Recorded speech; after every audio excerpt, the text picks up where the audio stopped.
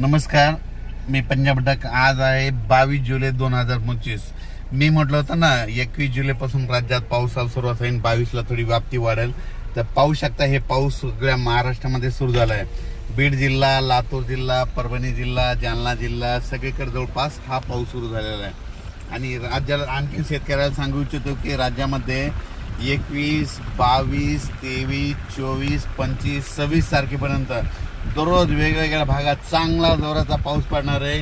कोणाचं पीक जाणार नाही म्हणून ह्या अंदाज लक्षात येतात. आणि हे पाऊस एक आमच्या ह्या परभणी जिल्ह्यामधला हे पाऊस लाईव्ह आहे आणि लाईव्ह दाखवत आहे आणि ह्या ठिकाणी तुम्हाला अंदाज देत आहे. तर राज्यात सांगायचं झालं तर धाराशिव जिल्ह्यामध्ये पाऊस कमी होता. तर काल धाराशिवकडे गेलो होतो तर तिथल्या शेतकऱ्याला तिथं आनंदाची बातमी दिली, तुमच्या धाराशिवला देखील पाऊस येणार आहे. त्याच्यानंतर बीड जिल्ह्यात देखील गेलो होतो कडाष्टीकडं, तिकडे देखील सांगितलं की बीड जिल्ह्यामध्ये देखील पाऊस येणार आहे. तर बीड जिल्ह्यामध्ये रात्रभर पाऊस चालू आहे. त्याच्यानंतर जालना जिल्ह्यामध्ये रात्रभर पाऊस चालू आहे.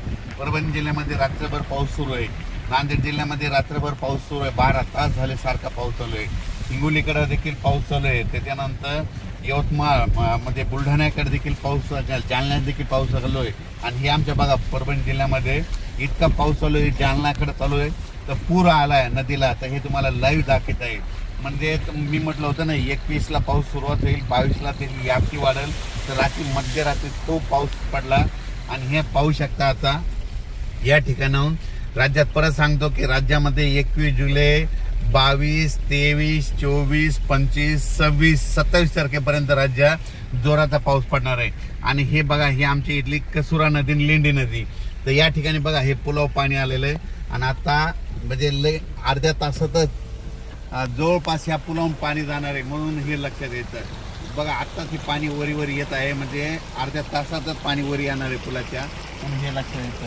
म्हणजे राज्यातल्या सर्व शेतकऱ्याला सांगू इच्छितो की राज्यात 21 जुलै, 22, 23, 24, 25, 26, 27 पर्यंत दररोज पाऊस पडणार आहे, वेगवेगळ्या भागात पडणार आहे म्हणून हा अंदाज लक्षात घ्यायचा.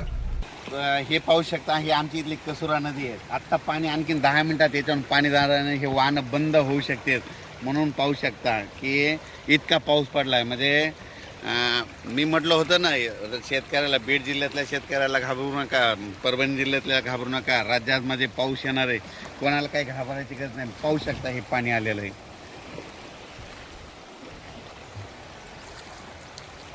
आणखीन आलेले झाले तर अर्ध्या तासामध्ये ह्या पुलावून पाणी जाणार आहे म्हणून हे त्याचा व्हिडिओ देखील तुम्हाला देतो. कारण की इकडे जालना जिल्ह्यामध्ये राज्यात ज्या भागात पाऊस झाला नाही त्या सर्व शेतकऱ्याला सांगू इच्छितो की तुम्ही काही घाबरू नका, कोणाचं पीक जाणार नाही.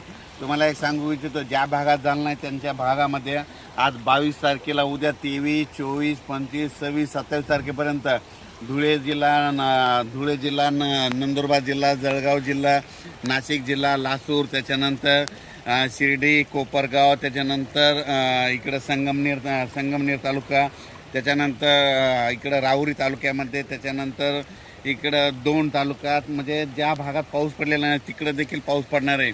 विदर्भात देखील तुम्हाला सांगतो 6, 5, 11 जिल्ह्यामध्ये 27 तारखेपर्यंत चांगला पाऊस पडणार आहे म्हणून काही चिंता करायची गरज नाही.